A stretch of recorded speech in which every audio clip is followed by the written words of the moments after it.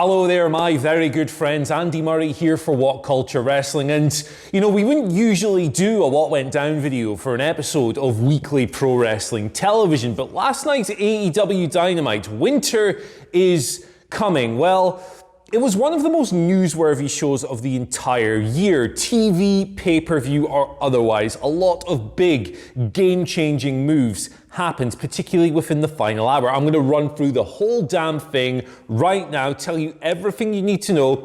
But later on today's news video, when that goes out a couple of hours after this one, we'll have behind-the-scenes details, a few snippets on the biggest stories that I can't quite include in here, so stay tuned for that. Anyway, let's get to Winter is Coming. The first thing on the card, the Dynamite Diamond Ring, double D's all over the place, the Battle Royal for MJF's Diamond Ring. It was a well-booked affair, a little bit chaotic in the early stages, but what you want from a Battle Royal is multiple storylines coming together, being advanced, being progressed.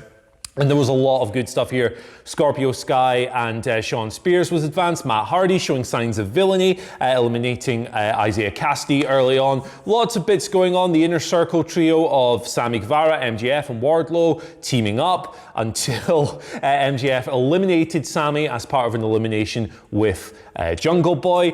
Orange Cassidy on the outside, he was taken out but not put out of the match. So when we got down to the final two of MJF and Wardlow, the two guys, they realized, oh crap, he's still in this match. We haven't won this.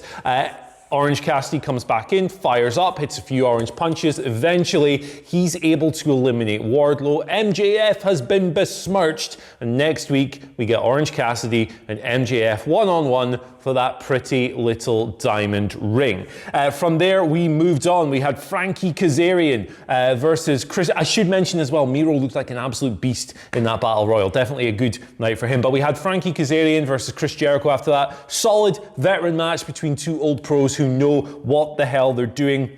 There was lots of stuff going on with Jake Hager and Ortiz on the background. There was a lot of solid grappling back and forth, but in the end, it was the Judas effect that won the match for Jericho. Now, the afterwards of this match might be more important than, you know, the actual result of it, because during the match, MJF came out with a white towel. It looked, just as he did for Cody against Jericho last year, like he was going to throw in the towel on Jericho's behalf. Sammy Guevara took it off him. When the match ended, Chris Jericho saw Sammy with the towel and thought that Sammy was going to be the one to throw it in. So they got into a squabble afterwards. They were bickering back and forth. Next week, Jericho announced he got on the microphone and said he'd had enough of this SHIT. We're going to sort this out. Either we're going to get on the same page or the Inner Circle is going to split forever. The ultimatum set for next week. What do we have after that? We had the Young Bucks with Alex Marvez backstage interview. They're going to wrestle TH2, the Hybrid 2 next week. If the Hybrid 2 win, they get a title shot. The Acclaimed were involved here, providing the distraction. Max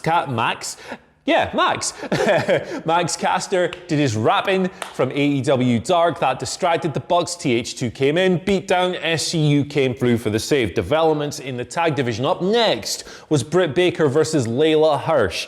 Maybe went on a couple of minutes longer than it perhaps needed it to, but it was a decent little match. You know, Baker's the biggest star in the division. Hirsch is a very solid, very complete professional wrestler. Baker ended up taking the victory with a pump knee strike, a twisting neck breaker, and the lockjaw for the tap out. After this, out comes Thunder Rosa, who of course Brit has had issues with lately. They had a hot brawl. Rebel got involved. There were pull-aparts. They got back together. The officials couldn't restrain these women from getting at each other. It's a hot little program and something that the division probably needs. Then we get to the turn of the hour. What was going to roll over into the second hour of Dynamite when the big game-changing news stories came to the forefront? Well, it was Darby Allin versus Cody Rhodes. No, it wasn't. It was Darby Allin and Cody Rhodes versus Powerhouse Hobbs and Ricky Starks of Team Taz. The focus on this match seemed very much to be making Powerhouse Hobbs look like a beast, and he came across as such. His power-based offense is simply dazzling stuff. A lot of good isolation work here, grinding Darby down, grinding Cody down. Really good, solid pro wrestling match. Won in the end by the baby faces. It was a coffin drop on Ricky Starks from Darby Allin following a very well-worked closing sequence in which Darby tagged Cody's leg. Cody flew off the top rope, dived to the outside, took Hobbs out. Allin hits the top rope, coffin drop, very well worked indeed. And that led to the post-match. Big brawl, big beatdown coming. Team Taz are all there. Brian Cage gets involved. Dustin Rhodes, they're all going back and forth in the end. Arn Anderson took a few licks as well. Veteran old Arn Anderson getting laid out in this brawl. Mental. But the end result was Team Taz standing over a fallen Cody. The lights go out. There's like spooky music. There's black metal music video imagery on the Tron. And then the word flashes. And I lost my goddamn mind. Sting is in AEW.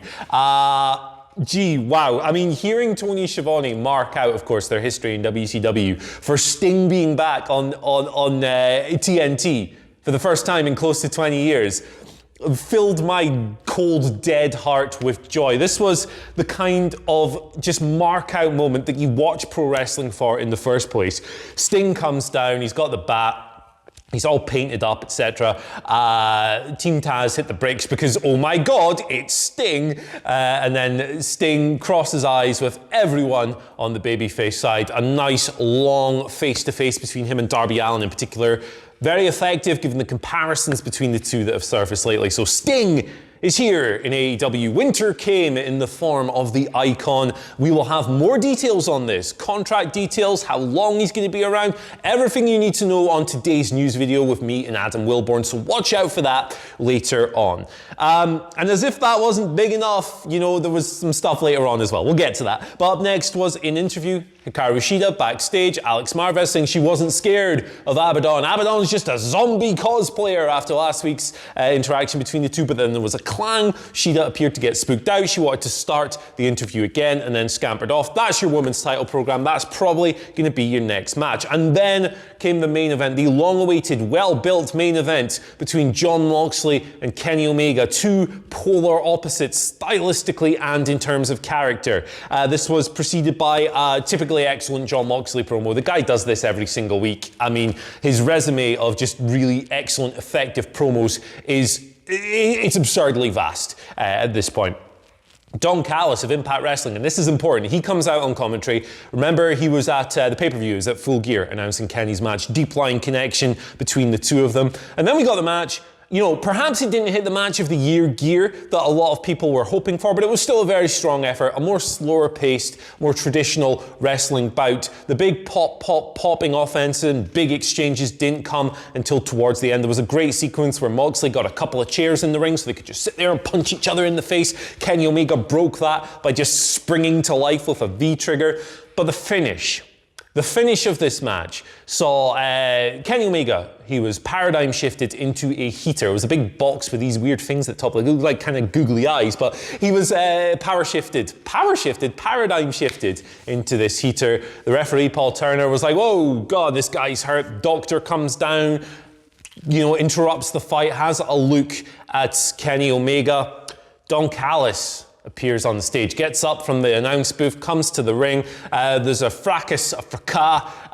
Callis ends up slipping a microphone to Kenny Omega after Moxley had pulled Omega back in the ring. Omega hits Moxley with the microphone, bloodies him up, opens him up. There's some more stuff after that. They're battling for a one-winged angel. Kenny has to turn it into a Kreutz Wrath. That was before this. I'm getting all mixed up, guys. I'm just so excited about last night's show. But in the end, it's the one-winged angel, the most protected finisher in all of pro wrestling. Kenny Omega gets it. 1, 2, 3. New AEW World Champion, as many had called before the show. But there's more. There's more.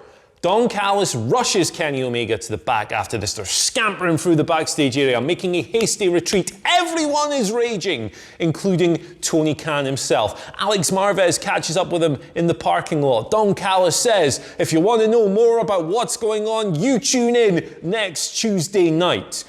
Alex Marvez is a little bit confused, but Don, Dynamite is on Wednesdays. No, you tune in to Impact Wrestling next Tuesday night where we will speak. Kenny Omega is going to appear on Impact Wrestling, and again, we will have all the key details on this, what you need to know about the working relationship, if it indeed exists, on today's news video, so stay tuned for that. But as things go, not a wholly, universally popular way to end the show, but there was some really effective storyline stuff in the match as well, Things like Kenny Omega the other week saying, hey, it's a gentleman's agreement. If you want to beat me, Jon Moxley, beat me with your skill. And then going back on all of that, paying off months of villainous cleaner teases. That's really effective storytelling. As an esteemed colleague of mine would say, it is deft. But the big talking points coming out of AEW's Winter is Coming.